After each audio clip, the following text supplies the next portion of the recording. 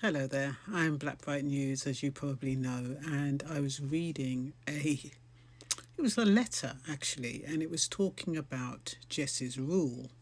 Now, Jess's rule relates to Jessica Brady. She was a 27-year-old who died of cancer.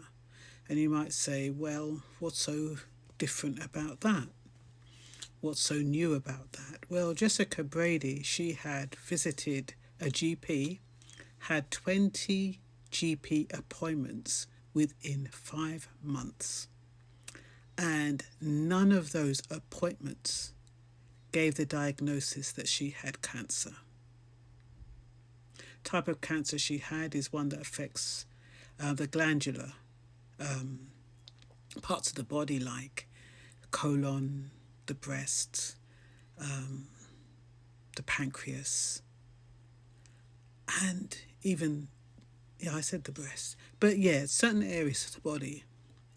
And so she got so frustrated, she paid for a private doctor, and it was only at that point she was diagnosed with stage 4.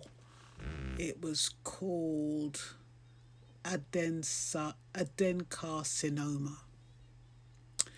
And adencarcinoma is a type of cancer that develops in the glandular cells, including colon, pancreas, lungs, esophagus, and breasts. 20 appointments, and it wasn't diagnosed. And why was that? Personally, my opinion is that sometimes patients are not taken seriously. Patients are not listened to. We have receptionists who are gatekeepers, who are not clinical. They're not qualified health professionals. They're just there to make an appointment, ask a few questions, and then I guess there's some kind of guideline as to whether it should be taken a step further. If your symptoms do not fit that criteria, you're just seen as a routine patient. That's my hypothesis on this.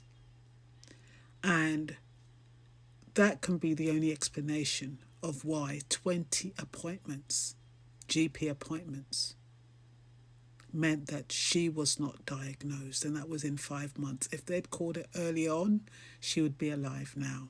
So they've come out with Jess's rule, which I think should have been in place anyway, but I'm going to read my notes so I don't miss anything out and so that it's clear.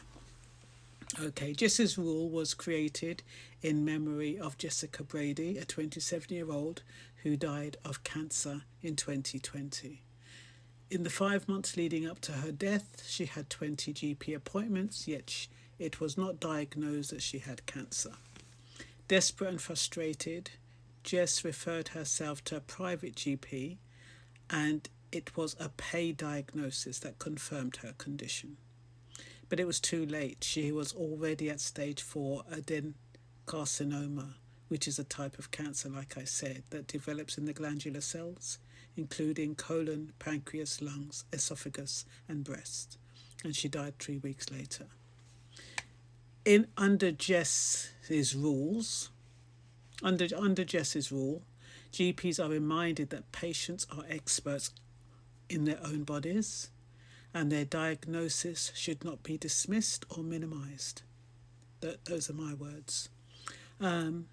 While it's difficult to deduce how seriously a patient's condition is, patients need to be taken seriously, listened to, and symptoms taken seriously. Trained in emotional detachment, indifferent receptionists who are not clinicians are often gatekeepers. If patients are too emotional or appear to exaggerate, they will instruct them to go to A&E. If patients underplay symptoms or appear placid, they will tell them to go away and keep trying for an appointment. How is a non-clinical receptionist qualified to determine a diagnosis, evaluate conditions or symptoms? How do they know whether or not a symptom is escalating or whether the patient is exaggerating? What are the guidelines? What are the guidelines to be made? What are the guidelines to see a GP? Is it only if they present with the same symptoms on 3 occasions? As you can see, my throat is really getting bad. My voice is deteriorating. I went to a GP. This is why I'm saying this. I went to a GP today. I think I may have chest infection. I might have bronchitis. I don't know what I have. But I went to the GP and tried to get an appointment. No appointments. Come back tomorrow. Can't give me an appointment. I must come back tomorrow and try for an appointment. That sometimes means getting to the surgery at 8 o'clock and waiting for half an hour before you go in order to be first in line to be guaranteed an appointment. And even then, they might just say, oh, somebody will call you.